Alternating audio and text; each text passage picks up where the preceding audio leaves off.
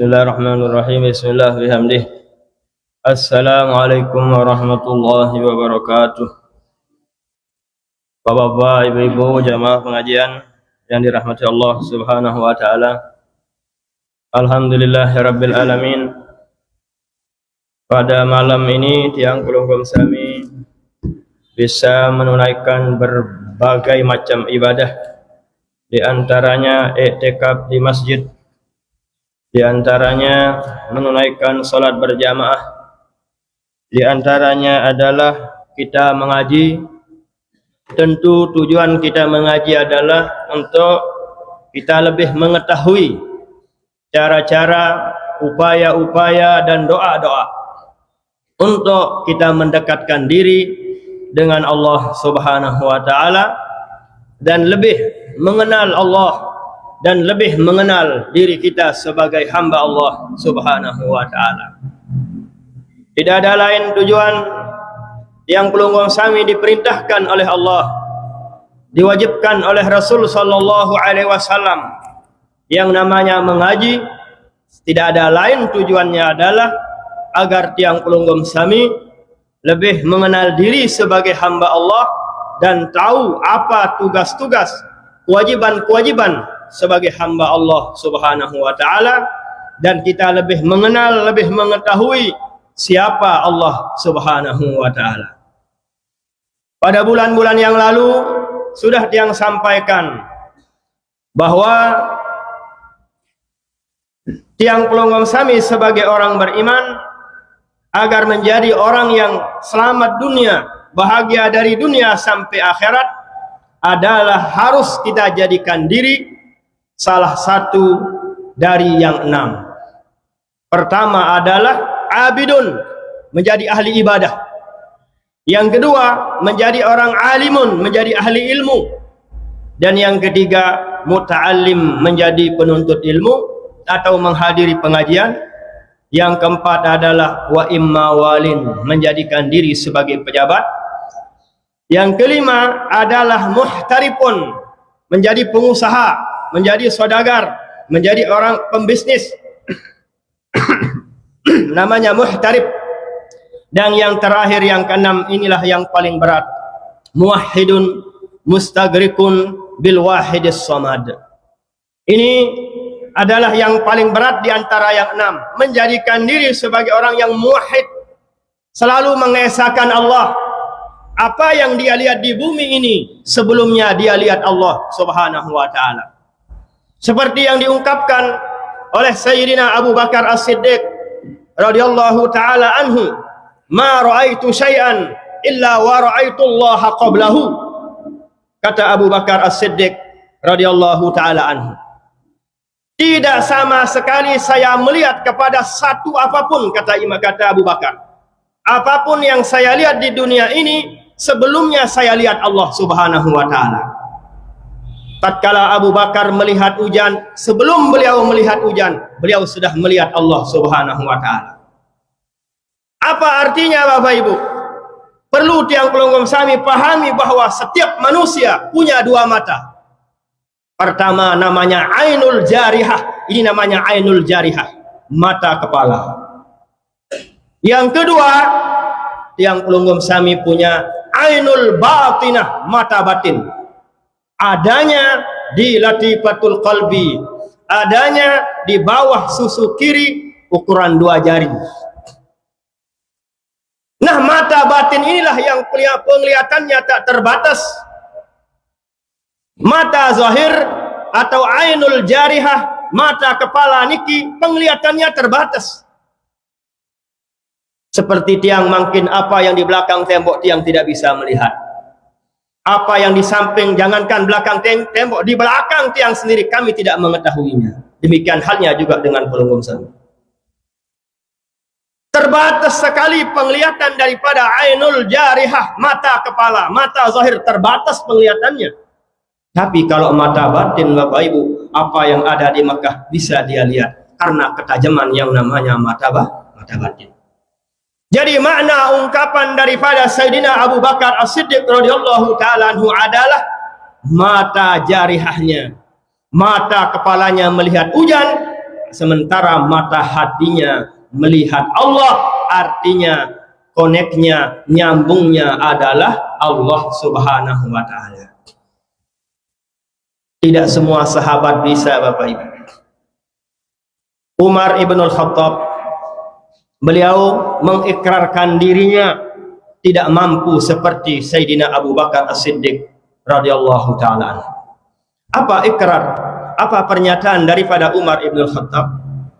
Ma ra'aitu syai'an illa wa ra'aitu Allah ba'dahu. Apapun yang saya lihat di dunia ini, setelah saya melihatnya, barulah hati saya ingat melihat kepada Allah.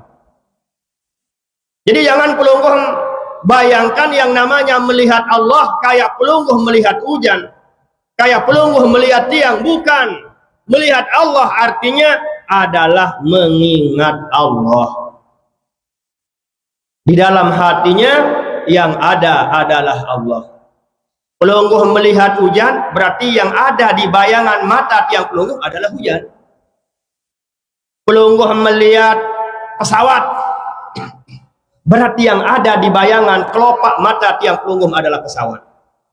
Nah sekarang jika ada di dalam hati Allah, maka itulah yang dimaknakan, yang dimaksud dengan ungkapan Abu Bakar As-Siddiq radhiyallahu ta'ala anhu. Hatinya dulu ingat kepada Allah, sehingga apapun yang dia lihat di dunia niki, hatinya sudah lebih utama mengingat Allah. Ini berat jamaah sekalian. Ibadah termasuk ibadah yang paling berat di dunia, bukan sholat, bukan puasa, bukan tahajud. Tahajud tidak berat, zakat tidak berat, haji umrah tidak berat. Yang paling berat adalah mengingat Allah. Dalilnya di mana? Dalam Al-Quran. Allah sendiri telah menjelaskan dalam Al-Quran, wala dzikrullahi akbar wallahu ya'lamu ma tasna'un. Wala dzikrullahi akbar, mengingat Allah ibadah paling berat, ibadah paling sekat. Bapak Ibu, puasa 13 jam, alhamdulillah kita mampu puasa 13 jam. Mungkin subuh 4:30, maghribnya hampir 6:30. Berapa jam pelunggung puasa? 13-an jam tiang pelunggung sami puasa. Mampu kita berpuasa 13 jam. Tapi mampukah pelungguh-pelungguh mengingat Allah dalam waktu 13 jam? Tidak mampu. Jangankan 13 jam, 3 menit saja tiang pelungguh sami tidak mampu mengingat Allah. Makanya Al-Quran telah menjelaskan wala zikrullahi akbar, mengingat Allah adalah ibadah paling berat, ibadah paling sekat yang namanya mengingat Allah.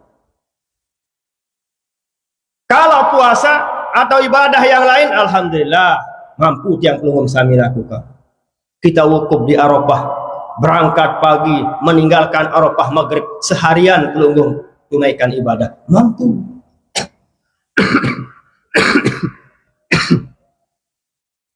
Akan tetapi apakah mampu selama sehari tiang pelungguh mengingat Allah? Tidak mampu. Silahkan tanya diri kita masing-masing. Tatkala pelungguh sholat maghrib tadi 3 rakaat, taruhlah 3 menit atau 4 menit. Apakah semenjak dari Allah sampai assalamualaikum warahmatullah, apakah yang ada selalu dalam hati Allah? Tanya diri tiang pelungguh sami masing-masing untuk bisa meresapi, memahami makna firman Allah yang tiang telah sampaikan tadi, wala zikrullahi akbar, mengingat Allah ibadah paling berat di bawah dunia ini. Allahu akbar. Hati tiang pelungguh ini tidak tahu kemana dia. Terkadang ke bacaan imam, terkadang ke AC-nya, terkadang ke kipas anginnya, terkadang ke teman yang ada di sebelah kiri, sebelah kanan. Dia tahu milain angan di sini. Berat yang namanya mengingat Allah ini. Dari itulah makanya di dalam hadis dijelaskan Rasul sallallahu alaihi wasallam bersabda, "Ma amila ibnu Adam amalan anjalahu min azabillahi yaumal qiyamah min zikrillah." Tidak ada amalan, tidak ada ibadah yang diamalkan, dilakukan oleh anak Adam yang pertama kali untuk menyelamatkannya dari azab Allah nanti di hari kiamat selain daripada mengingat Allah. Mengingat Allah, mengingat Allah, ibadah paling berat. Karena beratnya, itulah ibadah yang pertama kali menyelamatkan yang pelunggung sami nanti dari azab Allah, azab kubur nanti di hari kiamat. Jamaah pengajian yang dirahmati Allah Subhanahu wa taala. Syukurlah kita di mazhab Syafi'i kalau istilah syariatnya khusyuk. Khusyuk ini hukumnya sunnah muakkadah, kata Sayyid Amin Al-Qurdi rahimahullahu taala. Makanya khusyuk tidak termasuk rukun salat. Khusyuk tidak termasuk syarat salat, tapi khusyuk masuk dalam masalah sunnat muakkadah. Sunnah muakkadah, sunnat yang Nabi tidak pernah lepas, tidak pernah tinggalkan, yang namanya khusyuk di dalam sholat. Yang pelonggom sami, jamaah sami, kita jujur sila hasibu ampusakum qabla an tuhasabu. Wasiat Rasul sallallahu alaihi wasallam kepada tiang pelonggom sami, tanya diri dulu sebelum ditanya oleh malaikat mungkar nakir. Apakah tatkala pelunggum, tatkala tiang pelunggum sholat, apakah dari Allah? Selalu yang kita ingat adalah Allah. Kalau iya, alhamdulillah wa syukurulillah, luar biasa pelunggum, ini kenikmat yang luar biasa. Jika belum mampu, belum bisa, maka perbanyaklah amalan. Allahumma a'inni ala zikrika wa syukrika, seperti yang selalu kita baca dalam sholat. Allahumma a'inni ala zikrik. Ya Allah, bantulah hambamu ini ya Allah, jadikanlah hambamu ini ya Allah zikrika, selalu mengingatmu ya Allah. Karena beratnya, karena sekatnya ibadah yang namanya zikrullah, hati selalu mengingat kepada Allah. Akhirnya Rasul sallallahu alaihi wasallam mewariskan yang pelunggum sami doa yang tadi, yang dianjurkan kita baca 3 kali setelah sholat. Allahumma a'inna ala zikrika wa syukrika husna ibadatik, 3 kali disunatkan. Jika imamnya lupa membacanya, silahkan pelunggum bisa membaca sambil duduk, sambil berjalan, sambil nyupir, sambil makan, silahkan. Jangan terlalu pecek pemahaman arti bacaan amalan setelah sholat. Man sabbaha lillah, misalnya dalam hadis, man qala astaghfirullahal azim alladzi la ilaha illa huwal hayyul qayyum wa atubu ilaih salasan ghafarallahu dzunubahu walau kanat misla zabadil bahri, misalnya. Siapa saja yang beristighfar setiap selesai sholat 5 waktu 3 kali dengan lapas yang tadi, astaghfirullahal azim alladzi la ilaha illa huwal hayyul qayyum wa atubu ilaih, 3 kali, orang itu dijamin oleh Nabi akan diampuni dosa salahnya, walaupun dosa salahnya seperti buih yang ada di lautan.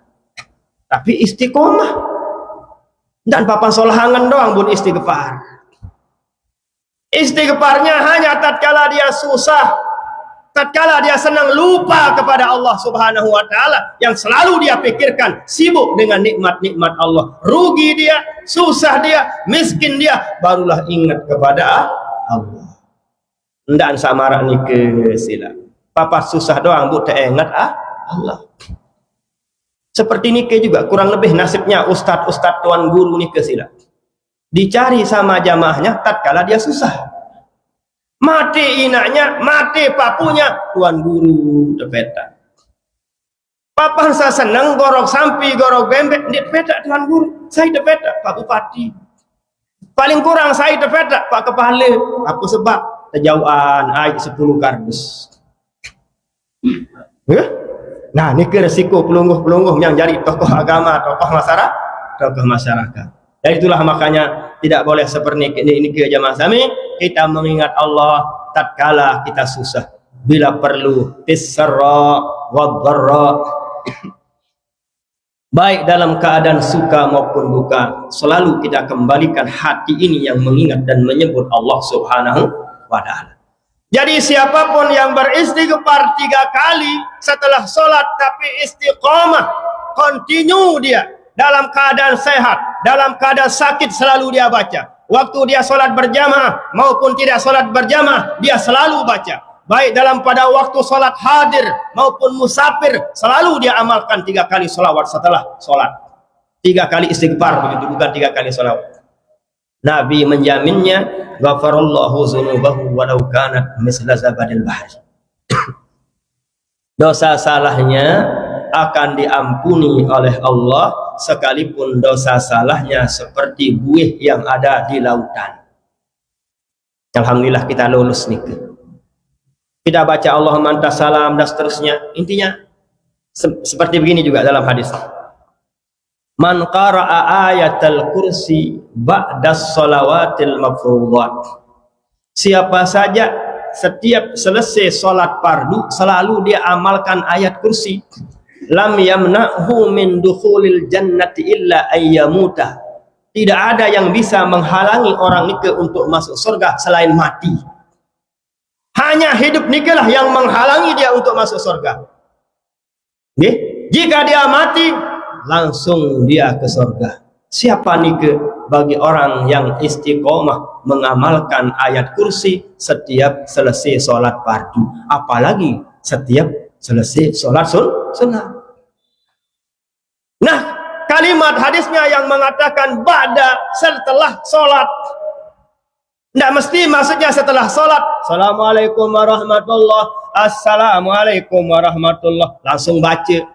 1 jam setelah pulang dari sini pun namanya setelah sholat.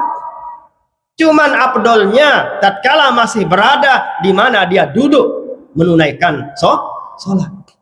Misalnya dia makin karena pelunggung sholat di perjalanan misalnya. Assalamualaikum warahmatullahi, assalamualaikum warahmatullahi. Terkadang tiang pelunggung tidak sempat berdoa, langsung kita kabur. Bisa tatkala berjalan itu pelunggung amalkan Allahu la ilaha illa huwal qayyum la ta'khudhuhu sinatun wa la naum sampai akhir. Nah, jadi yang ingin tiang sampaikan, manah tiang adalah bukan berarti setelah sholat tatkala masih berada di masjid. Keluar dari masjid pun masih namanya setelah sholat. Sebelum datangnya waktu sholat setelahnya, maka tergolonglah setelah sholat. Jemaah pengajian yang dirahmati Allah. Jadi karena beratnya, karena sekatnya hati yang selalu mengingat Allah, Nabi mewariskan doa Allahumma a'inni ala zikrika. Jadikanlah aku ya Allah, jadikanlah hambamu ini ya Allah, bantu hambamu ini ya Allah agar hatinya selalu ingat kepada Allah. Hati yang selalu ingat kepada Allah, itulah kebahagiaan yang hakiki dari dunia sampai akhirat. Tidak ada jaminan di Al-Quran, tidak ada jaminan di Al-Hadis. Satu amalan, satu ibadah yang menyebabkan tiang pelunggum sami senang bahagia dari dunia sampai akhirat. Hanya satu ibadah yang ada jaminannya dari Allah, jika kita amalkan dari dunia sampai akhirat, kita merasakan yang namanya kebahagiaan. Apakah ini? Al-Quran menjelaskan ala bizikril. Hanya ketahuilah, hanya dengan zikrullah tatmainnul qulub, hati angan pikiran tiang pelunggum sami senang bahagia.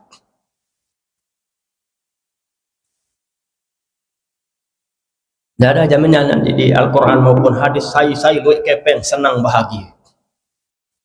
Dengan semakin banyak kepengnya semakin penang dia. Tatkala pelungguh muda dulu, tatkala pelungguh belum menikah, apa yang pelungguh angan-angankan untuk mendapatkan kebahagiaan? Merari. Waktu terbajang lahir apa ini? Dah mungkin merari berembek kesenang, berembek kebahagia. Merari dia apakah langsung senang bahagia? Buyu ini cukup pas kawin. Baru 2 bulan, 3 bulan kabur ke Malaysia. Mana kebahagiaan yang dia harapkan, yang dia angan-angankan sebelum menikah? Nah, Orang yang masuk penjara, nauzubillah, apa uni dengan syarat dia dalam penjara? Berembek kesenang, berembek kebahagia kelamuk gulangan penjara. Dikabulkan hajatnya oleh Allah, keluar dari penjara, apakah langsung bahagia? Seri milih tematik malik. Jadi kebahagiaan hanya satu penyebabnya, satu ibadah yang menjadikan hati pikiran tiang pelunggung sami bahagia adalah seperti yang Allah telah jelaskan dalam Al-Quran, bizikrillah, hanyalah dengan mengingat Allah. Andaikan banyak harta benda kekayaan menyebabkan tiang pelunggung sami senang bahagia, otomatis Nabilah sallallahu alaihi wasallam yang menjadi orang paling kaya. Tapi kita tidak kaya raya, tapi kaya hati. Kalau bahasa tiang pelunggung sami mungkin.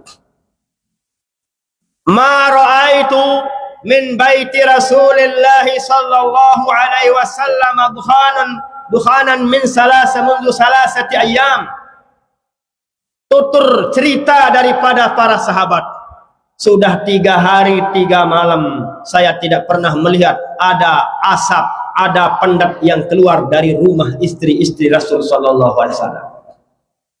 Berarti apa kena nik 3 hari 3 malam desida Nabi tidak pernah dia dah terperiapan isi sebinian.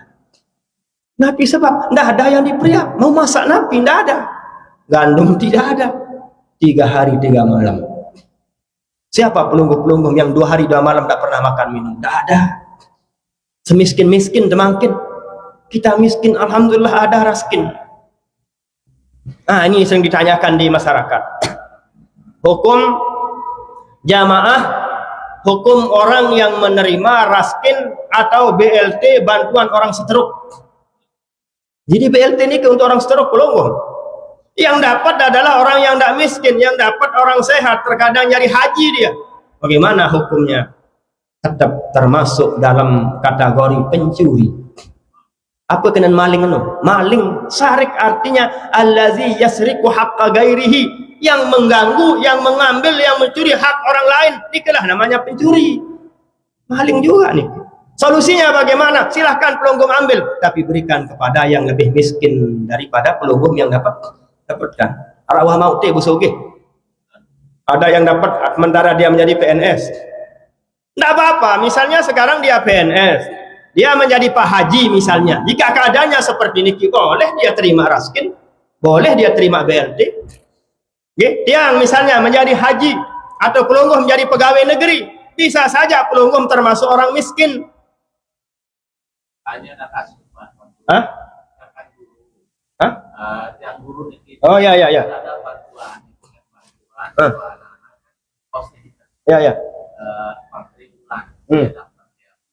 Di sana acak dia.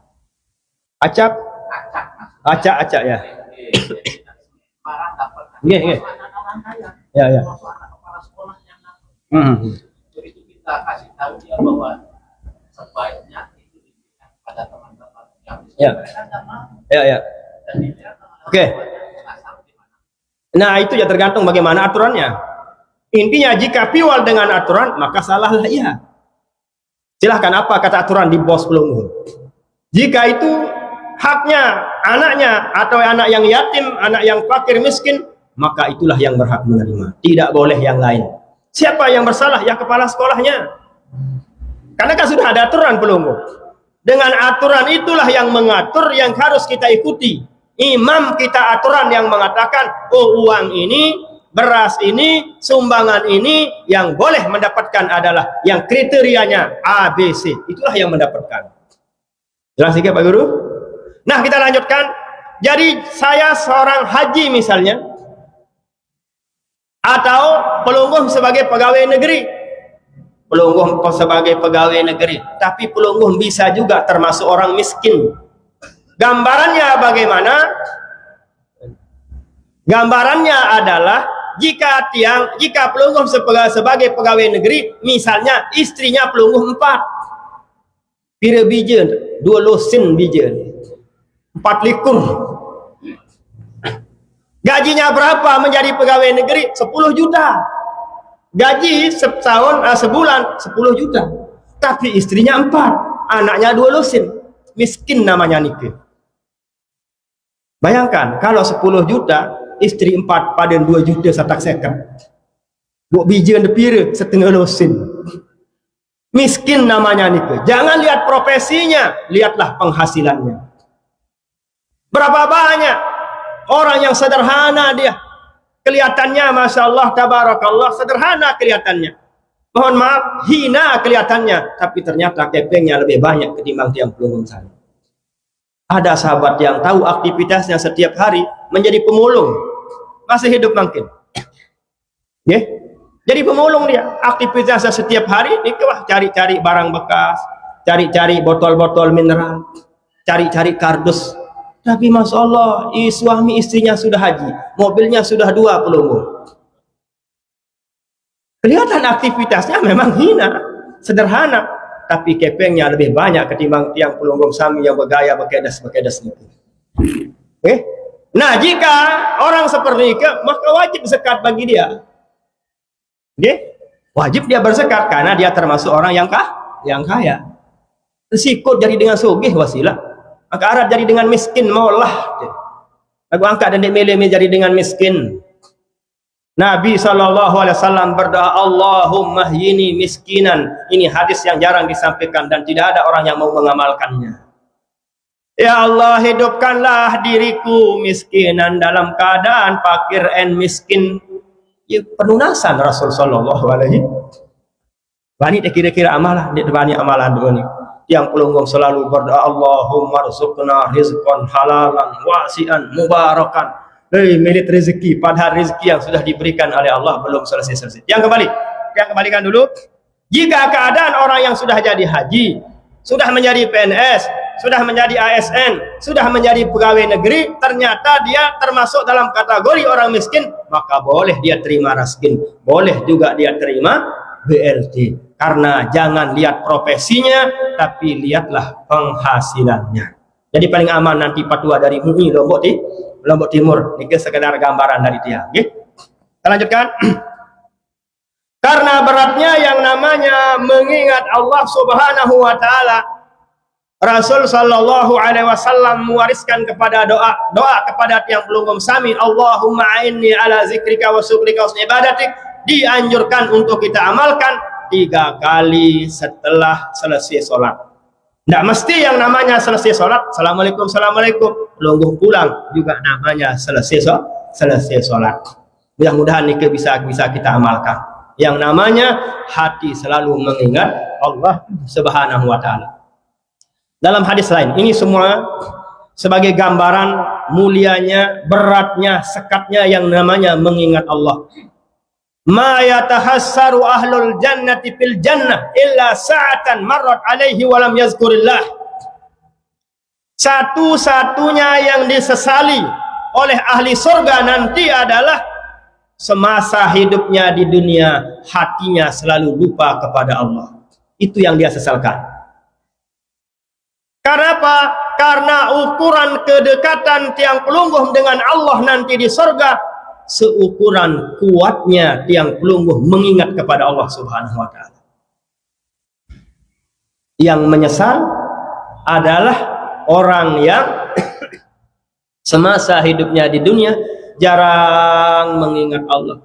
Gawe nek perintah Allah, tapi dia lupa kepada yang memerintahkannya, yaitu Allah. Jangan terjebak hanya sebatas menunaikan perintah Allah. Pelunggung salat Isya, ingatlah dalam hati dan pikiran siapa yang memerintahkan pelunggung salat Isya, yaitu Allah.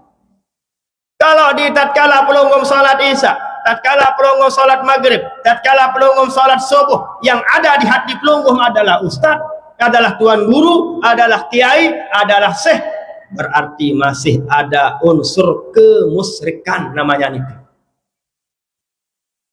Misalnya, pelunggung diumumkan, Bapak Ibu, insyaallah besok zuhur ada pengajian dari syekh siapa misalnya, dari Azhar, dari Mekah Al-Mukarramah misalnya.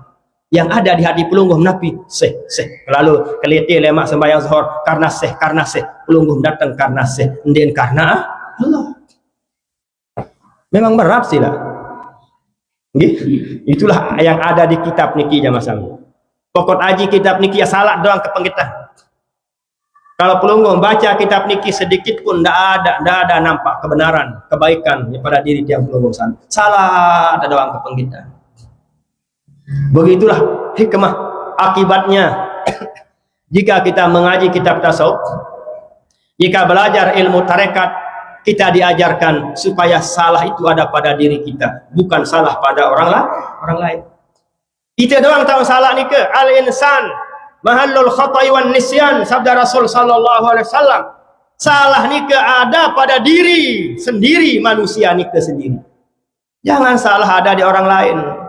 Contohnya sekarang. Tapi contohnya, pelunggung melapar misalnya. Siapa yang salah? Masa salah Pak Bupati? Pelunggung kelaparan. Masa salah dia? Salah pelunggung, kenapa tidak makan? Sederhana. Pelunggung keluar dari masjid basah dengan hujan. Salah siapa? Salahnya Pak Wakil Bupati, dia pihak teror datang balen.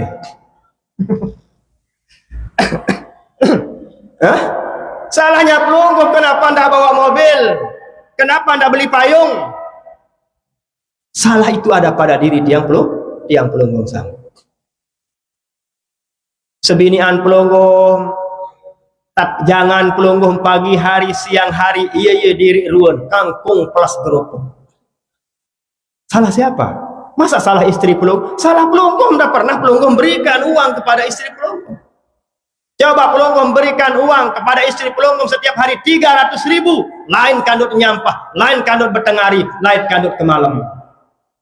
Lagu lamu tebing 20.000, mau beli napi 20.000. Wajar, akhirnya kangkung terkelaan. Kangkung lah jadi jangan. Lagu sehebat Nina Lombok. Hebatnya Nina Lombok. Sampai al-makurlah Maulana Syekh Zakaria Bila namanya. Teman sekelas al-makurlah Bapak Maulana Syekh pahlawan nasional Nusa Tenggara Barat. Namanya Syekh Zakaria Bila.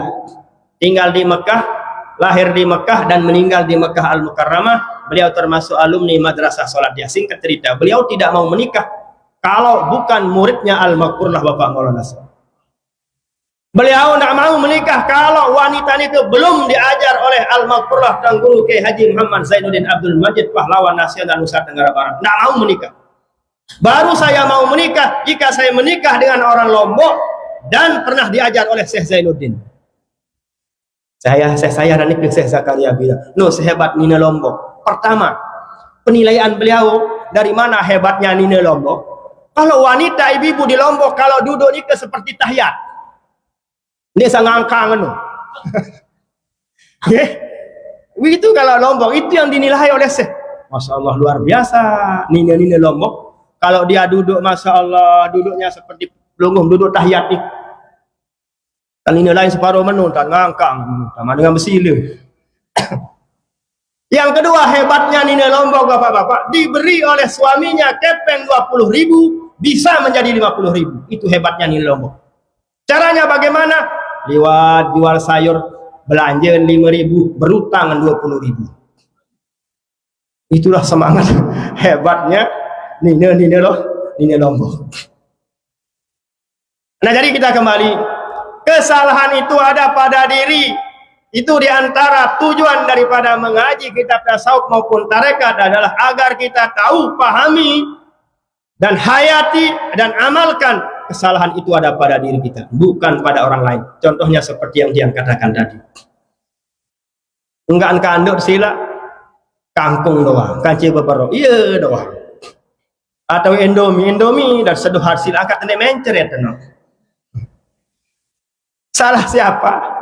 Salah tiang pelunggung sebagai suami, tidak memberikan nafkah kepada istri setiap hari. Saran ateangan dengan ini Jumati bilang jelo gorokan semamun bembek. Lagu ndara kepeng. Yang namanya keinginan ibu-ibu maunya setiap hari ingin dia sembelihkan seekor manuk. Adin bagus pengeter bareh ke malam. Tapi tidak ada uang. Akhirnya dia berbuat seperti yang tiang ceritakan tadi. Berarti siapa yang salah? Tiang pelunggung sami sebagai suami yang salah. Makanya Bapak Ibu sila, kita berusaha memposisikan salah ada pada diri kita sebagai hamba Allah. Jangan salah itu pada orang lain. Di masyarakat yang lihat di pedesaan, pedusunan yang lihat sebagian jalan napi jalannya rusak, terkadang irigasinya terganggu. Saya izin sumpah, yang disumpah, yang dicaci, yang dimaki adalah pejabat. Bukan salahnya pejabat, bukan salahnya pemerintah, salahnya mereka tidak pernah mengeluarkan pajak. Jalan raya untuk motor, untuk mobil, apa liwat? Traktor liwat, betan di sini dorong kelompok. Salah siapa? Salah diri sebagai rakyat. Motornya tidak pernah dipajak. Mbile mana PTKP yang datu sila. Nah makanya kita berusaha sila memposisikan salah ni ada pada diri kita. Lamun dia baut amalan jak tenang, bahagia, hidup elok bangun dunia. Tapi jika pelunggu posisikan salah pada orang lain, stres pelunggu. Nauzubillah.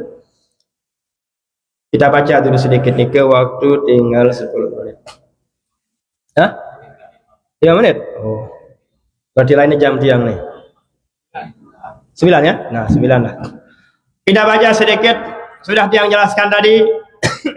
Yang paling berat adalah muwahhidun mustagrikun bil wahidis samad. Mana dia tadi? Yang paling berat adalah menjadikan hati yang selalu ingat kepada Allah. Karena itulah kebahagiaan yang hakiki, yang sejatinya, yang namanya kebahagiaan adalah hati yang selalu ingat kepada Allah. Jika yang ada dalam hati kepeng, pusing pelunggu.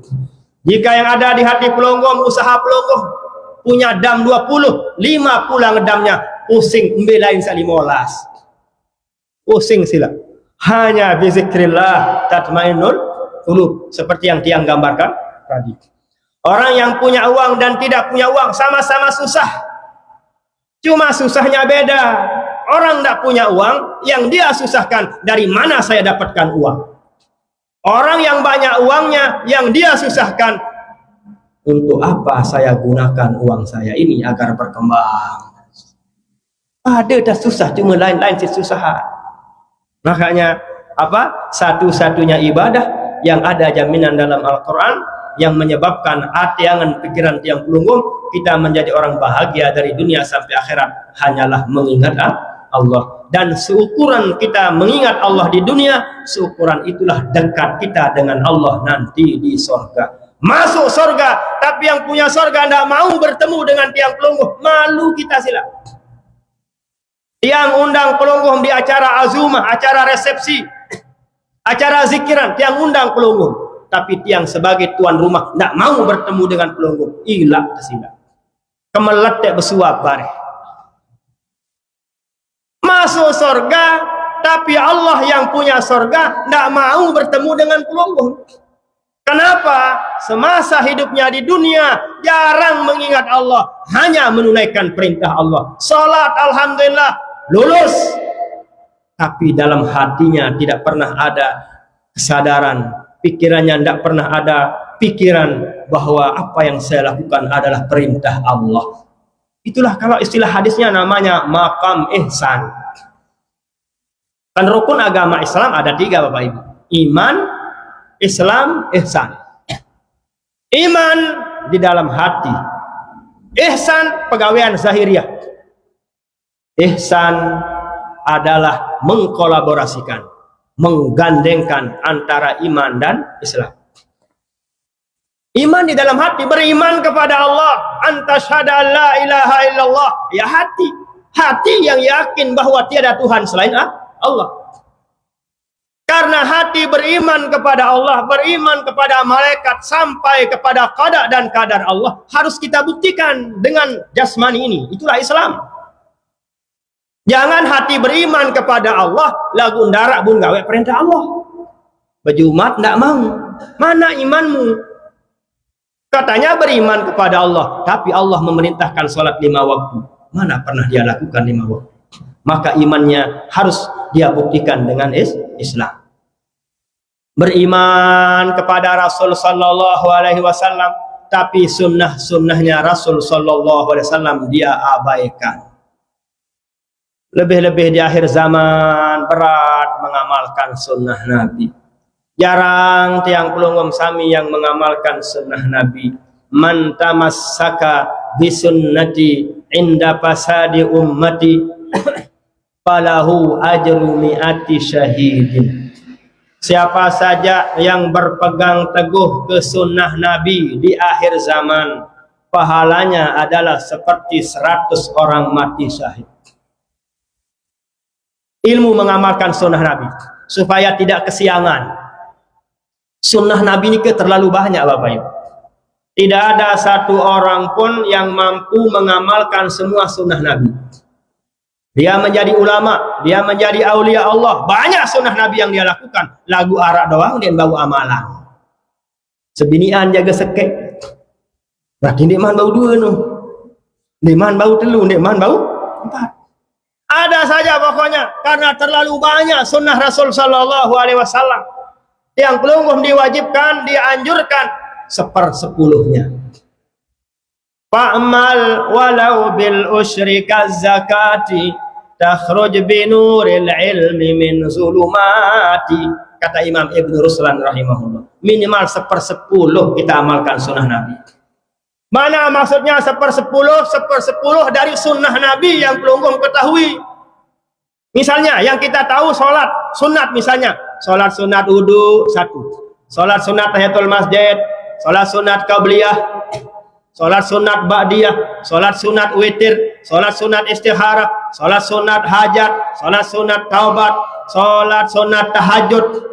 Sholat apa nih mana dah? Hari apa nih mah? Sholat sunat awabin. 10 tahun sembahyang sunat. Yang 10 ini minimal 1 kita lakukan. Tidak sandara sama sekali. Takhruj binuril ilmi min zulumati. Kita bebas dari tuntutan ilmu yang telah Allah amanahkan tiba tiang pelunggung sana. Yang lain coba apa yang 10 sunnah yang pelunggung amalkan? Minyak wangi sunat. Menggunakan cincin sunat. Menggunakan celak sunat. Bau sunat. Sorban sunat. Baju putih sunat. Berseluar dalam, bertakung dalam, dah sunat nih. Sunat nih ke bapak-bapak gila di berseluar dalam. Lebih-lebih hari Jumat. Seluar apa namanya? Sarung pelungguh putih. Lalu ndak pakai celana dalam, kelihatan jam tembok pelungguh nanti. Lewat ilangan baribuaran ini boy itu. Makanya anjurkan. Kesimpulannya dalam berpakaian, semakin setil, semakin lengkap cara pelungguh berpakaian, maka semakin afdol. Peci ada, sarung ada, minyak wangi ada, cincin ada, tasbih ada, lain tidak sembahyang sila. Sebagai buktinya tatkala pelungguh hari raya Idul Fitri berhijab sila, masya Allah. Lain beda. Tapi kalau pelungguh tatkala menunaikan ibadah tidak pakai baju, atau menggunakan baju tapi menggunakan baju caleg, berbeda gawe ibadah. Allahu Akbar boya nek nanggung caleg lecek doang gawe nani. Nyumpak gawe. Nah jadi Bapak Ibu, sunnah-sunnah Nabi banyak, minimal 1/10-nya kita amalkan. Makanya tatkala pelungguh menggunakan peci putih, niat amalkan sunnah. Jangan niatnya adik ketawa lalu jok Mekah. Tidak dapat pahala. Justru riya namanya nih. Justru takabur namanya nih. Alaysa fi jahannam maswal lil mutakabbirin. Neraka jahanam tuan dengar sa takabur. Nauzubil. Niat amalkan sunnah Nabi. Peci putih bukan boleh dilakukan hanya orang yang pernah haji, tidak, karena sunnah Nabi. Hanya di Indonesia istilah haji kan. Nabi kita, apakah pelungguh pernah sebut peringatan maulid haji Nabi Muhammad SAW? Tak pernah. Haji Abu Bakar, haji Umar, tak pernah.